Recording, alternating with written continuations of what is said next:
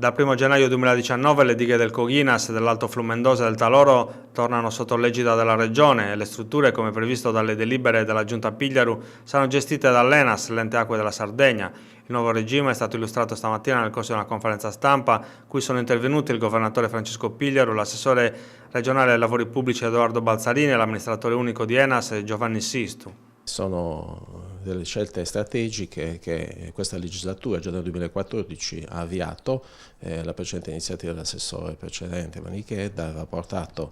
a dichiarare queste opere rientranti nel sistema idrico multisettoriale regionale. In ragione della scadenza delle concessioni, già intervenuti nel 2001, il passaggio del possesso, quindi della titolarità della concessione di derivazione, quindi del diritto a utilizzare questi impianti, in campo alla Regione e per la Regione al suo ente Acque Sardegna. Questa decisione è stata successivamente impugnata da Enel e oggi viene riproposta in condizioni più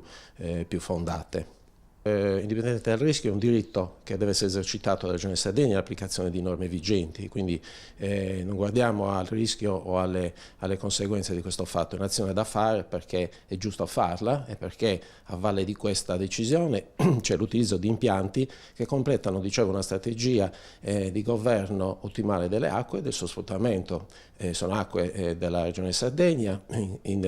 immagazzinate in bacini, il cui utilizzo è funzionale a un uso solidaristico di queste risorse su tutto il territorio regionale, sia in termini di utilizzo delle risorse, pensate al contributo che possono dare in momenti di siccità come non questo, ma che conosciamo e ricordiamo tutti,